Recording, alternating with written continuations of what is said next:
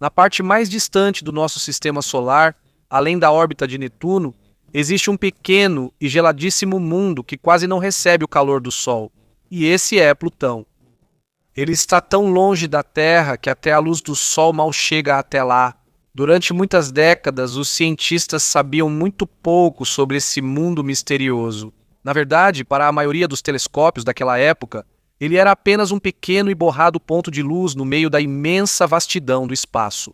Por causa disso, muitas perguntas permaneceram sem resposta. Qual é realmente o seu tamanho? Como é a sua superfície? E que outros segredos ele ainda guarda? Com o passar dos anos e com o avanço da tecnologia dos astrônomos, os mistérios que cercam Plutão foram sendo gradualmente desvendados. E uma das maiores surpresas é que Plutão não está sozinho. Este é um mundo que viaja pela escuridão do espaço. Sim, ele tem a companhia de um corpo celeste peculiar que tem quase metade do seu tamanho. E esse é Caronte. À primeira vista, você pode pensar que é apenas uma lua comum orbitando Plutão. Mas, à medida que os cientistas estudam mais sobre isso, fica claro que a relação deles não é nada comum. Na verdade, há astrônomos que acreditam que eles giram um ao redor do outro em uma estranha dança gravitacional. E eles são os únicos com esse padrão. Não há nada parecido em todo o sistema solar. Mas a pergunta é, como esse mundo misterioso foi descoberto? E como Caronte mudou tudo o que sabemos sobre Plutão? E qual é a aparência de Caronte? Mas antes de começarmos a discussão, gostaria de pedir que você deixe um like e se inscreva no nosso canal. Isso já nos ajuda muito, criadores de conteúdo. Vamos lá. Tudo começou assim.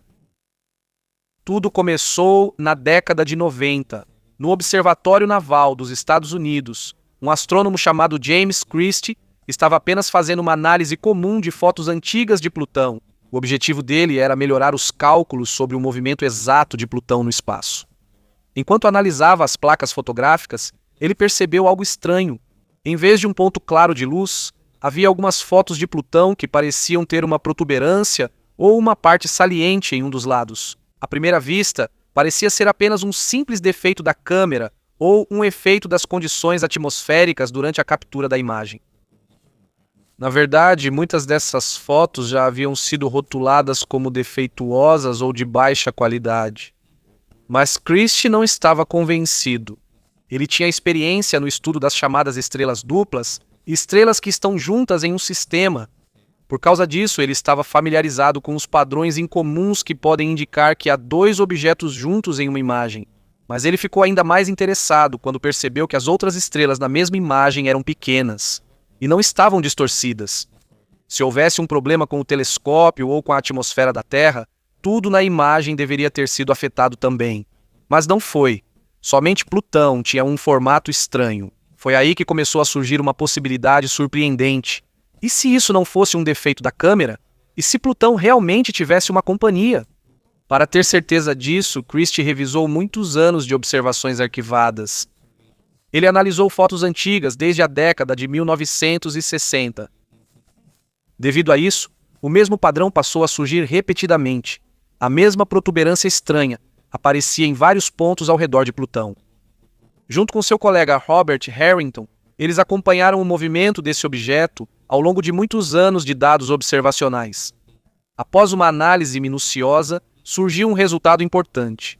O objeto misterioso parecia orbitar Plutão a cada aproximadamente 6,4 dias, e o mais surpreendente é que isso quase exatamente corresponde à velocidade de rotação do próprio Plutão.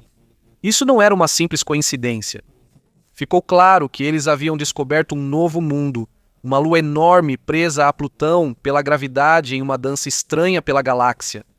No início, ela recebeu o nome temporário de S1978P1, mas depois, Christie sugeriu o nome Caronte.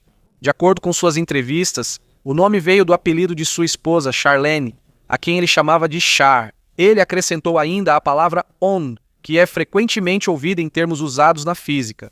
Mas há outro detalhe interessante. Logo após sua sugestão, ele descobriu que, segundo a antiga mitologia grega, Caronte era o barqueiro que levava as almas para o submundo, o reino do deus Plutão.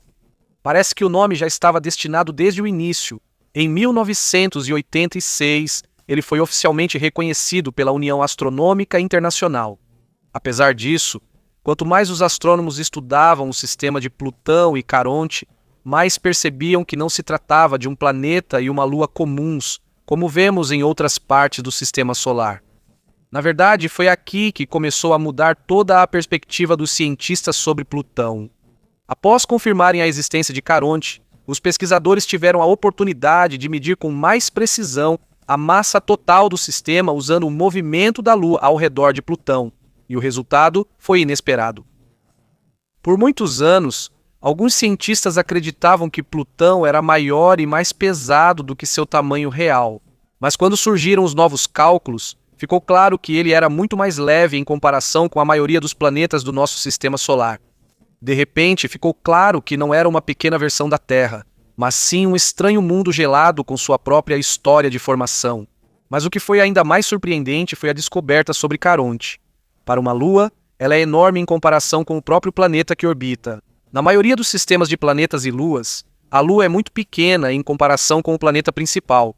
Por exemplo, mesmo que a nossa Lua pareça muito grande quando vista da Terra, ela ainda representa apenas uma pequena parte da massa total do nosso planeta. A situação de Plutão e Caronte é diferente, pois eles são como dois parceiros de tamanho semelhante que orbitam um ao outro. Por causa disso, algo único acontece em seu sistema. Normalmente, o centro de gravidade de um planeta e sua Lua fica dentro do próprio planeta. Isso significa que é a Lua que realmente orbita, enquanto o planeta só balança levemente. Mas no caso de Plutão e Caronte, esse centro está em um espaço vazio entre eles. Em outras palavras, não é só Caronte que orbita Plutão. Ambos giram em torno de um ponto invisível no espaço. Imagine duas pessoas de mãos dadas girando no meio de uma pista de dança. Nenhum deles está realmente parado. Ambos se movem ao redor de um único centro. É exatamente isso que acontece no sistema Plutão-Caronte. E a relação deles não termina aí. Existe outro fenômeno que raramente é visto nesse nível. Se observarmos nossa Lua, apenas um lado dela está voltado para a Terra. Isso ocorre porque sua rotação em torno do próprio eixo é igual à velocidade orbital ao redor da Terra. Isso é chamado de travamento por maré, mas Plutão e Caronte vão além disso. Ambos estão acoplados por maré entre si. Isso significa que, enquanto Caronte observa Plutão, Plutão também observa Caronte. Se um astronauta estivesse em pé na parte de Plutão voltada para Caronte, ele veria Caronte fixo no céu o tempo todo. Ele não nasceria nem se poria. Seria como um enorme círculo permanentemente pendurado no céu. Enquanto isso, se você estiver do outro lado de Plutão, nunca verá Caronte, nem uma vez em toda a sua vida. É assim de intensa a ligação gravitacional entre eles. Por causa de todas essas características estranhas, muitos astrônomos começaram a fazer perguntas. Ainda faz sentido chamar Caronte apenas de Lua?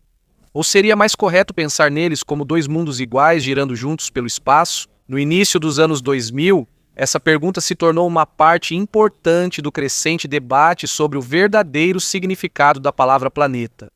Com a descoberta de mais grandes objetos gelados no cinturão de Kuiper, além de Netuno, a comunidade científica teve dificuldade crescente para justificar por que Plutão era especial em relação aos demais. E foi aí que os dados de Caronte se tornaram importantes. Eles mostraram que o sistema solar é mais complicado do que as simples categorias que os cientistas usavam antigamente.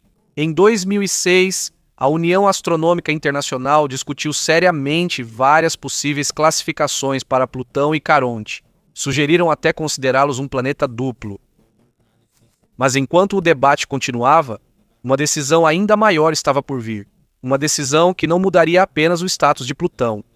Isso mudaria a maneira como o mundo inteiro vê o que realmente pode ser considerado um planeta.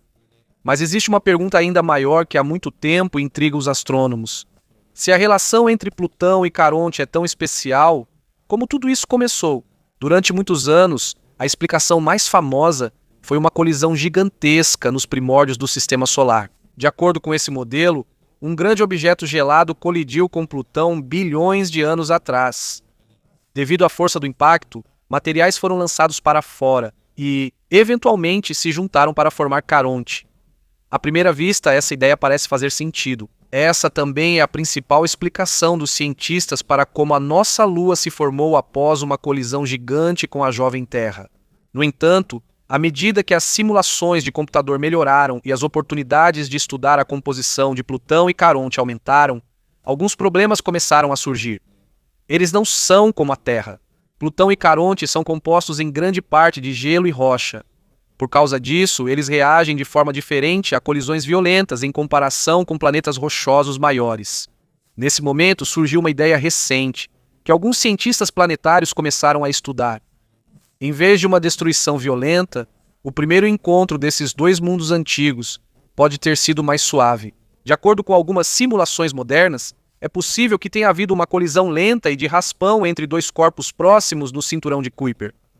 Eles não se despedaçaram imediatamente. Eles podem ter ficado grudados por um tempo enquanto giravam no espaço antes de se separarem. É como dois carros que colidem levemente em baixa velocidade e depois seguem em direções diferentes, exceto que, neste caso, eles não conseguiram escapar totalmente da gravidade um do outro.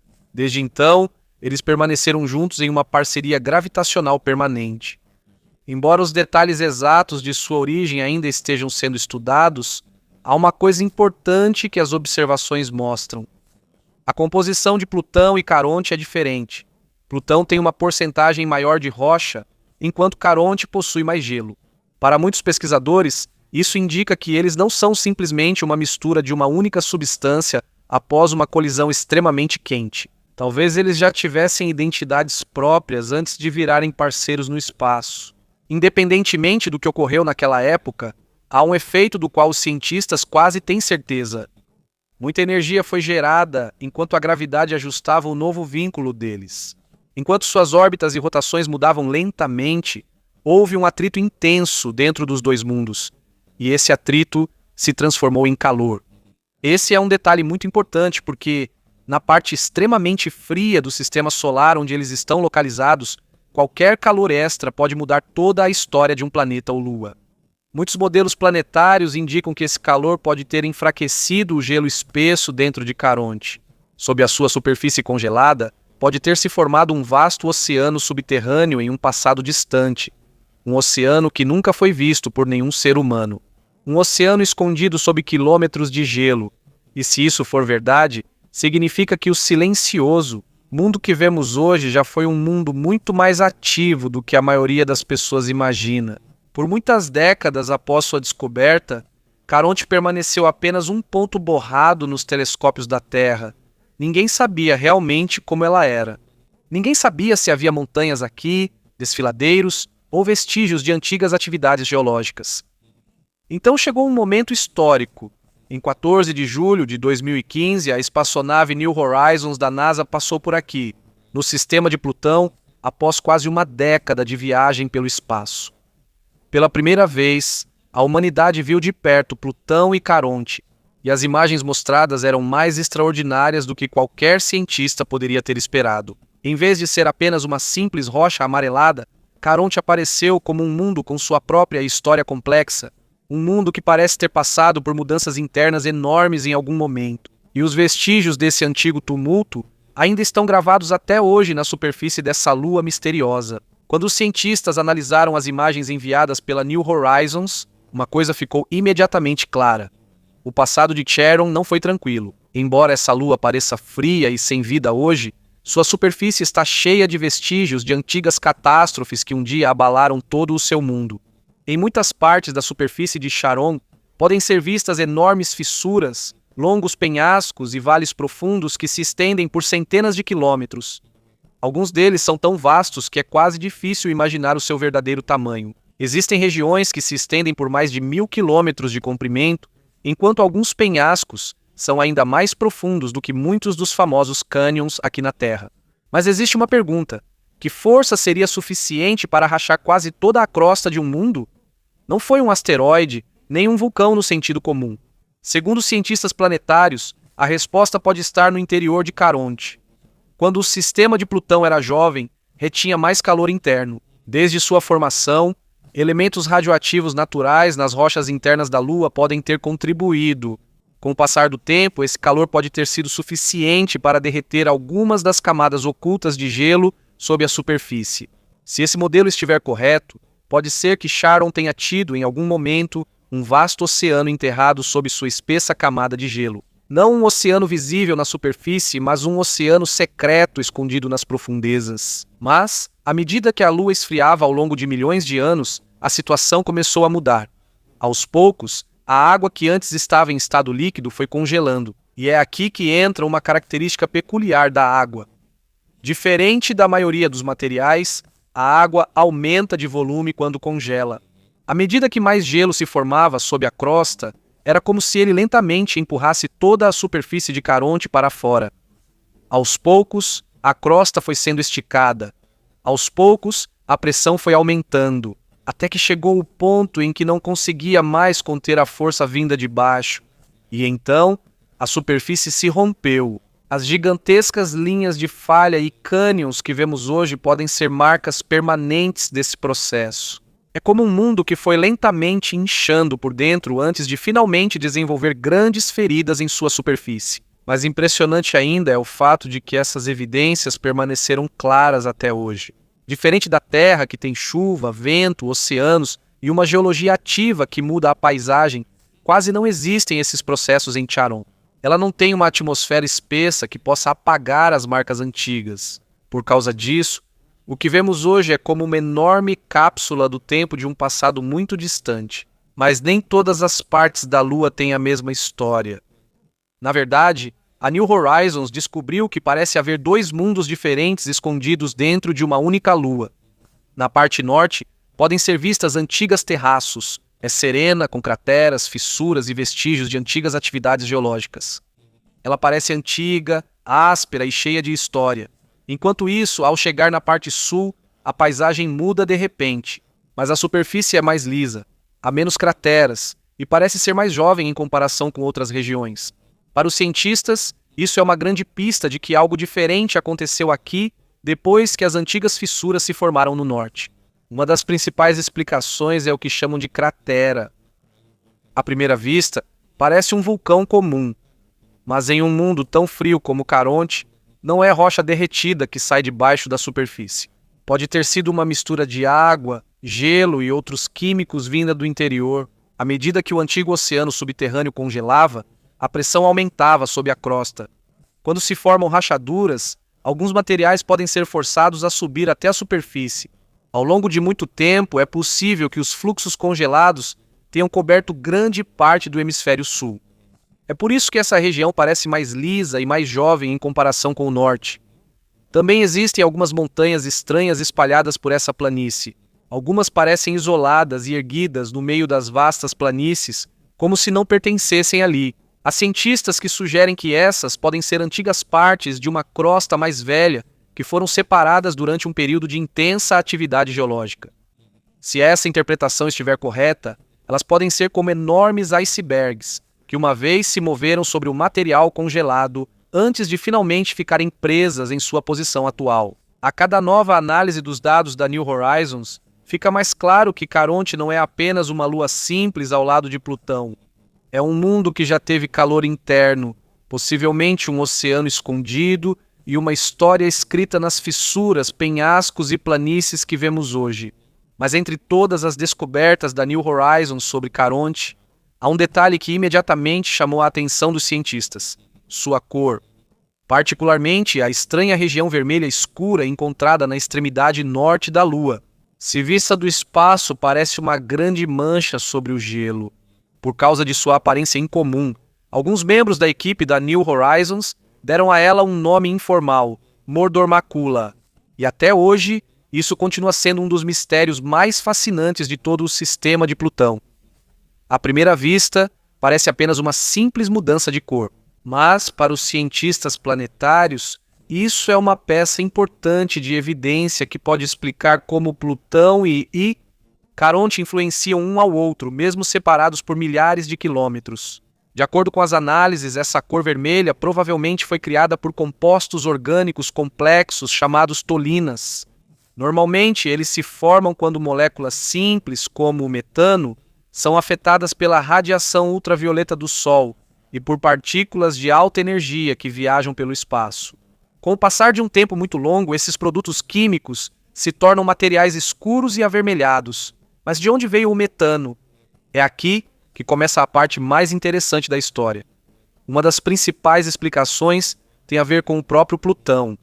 Apesar de Plutão ser pequeno, ele possui uma atmosfera fina composta por vários gases, incluindo metano e nitrogênio. Aos poucos, parte dessa atmosfera escapa para o espaço.